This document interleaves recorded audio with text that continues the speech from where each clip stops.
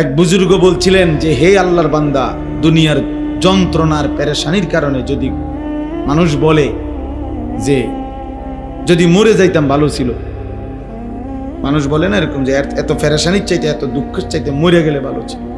মহিলারা বেশি বলে, মহিলারা একবারে 19 থেকে 19.5 হইলেই যা আমার মরণ আইয়ে না কা, আমি মরি না কা, আমার উপরে ঠাডা পড়ে না কা, আমার উপরে খোদার গজব পড়ে না কা, বেডির গজব বেডি নিজেই দেয়। মহিলাদের এই বদ অভ্যাস বেশি। হ্যাঁ, মানে মৃত্যু কামনা করে বেশি, বুঝেন নাই, মরণ কামনা করে বেশি। তাহলে ওই আল্লাহর ওলি বলছেন যে হে আল্লাহর বান্দা, দুনিয়ার পেরেশানির থেকে তো তুমি মনে মনে কামনা করিলা যে যদি মরে যাইতাম, পেরেশানি মুক্ত হইতাম।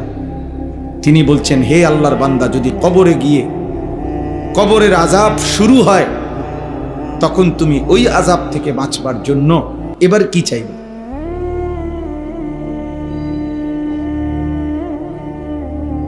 বুঝেন নাই? দুনিয়ার পেরেশানির থেকে বাঁচার জন্য তো আপনি মৃত্যু চাইলেন, আচ্ছা তো মরলেন আর কি। তো এখন কবরে গিয়ে যখন আযাব হবে আল্লাহর নাফরমানির কারণে, তখন কি করবেন? তখন কি চাইবেন? আবার দুনিয়া আইতে চাইবেন? আমরা মস্কারি, হ্যাঁ? আবার দুনিয়ায় আসতে চাইলে আপনারা আবার ফেরত দিবে নাকি? তাহলে এজন্য আমি কথাটার প্রসঙ্গে বললাম আর কি। কোনো স্বামী, কোনো বাবা, কোনো মা, আপনারা এটা মনে রাখবেন, কোনোভাবেই স্ত্রী সন্তানের পরিবারের কমপক্ষে হালাল হারাম, পাক নাফাক, নামাজ রোজা বন্দিগি, ইবাদত আমল আখেরাত, এই চেষ্টা বন্ধ রাখার অনুমতি, যে অনুমতি হবে সেদিন আল্লাহ নিষেধ করবে। যেদিন নূহ আলাইহিস সালামকে সরাসরি আল্লাহ নিষেধ করছে।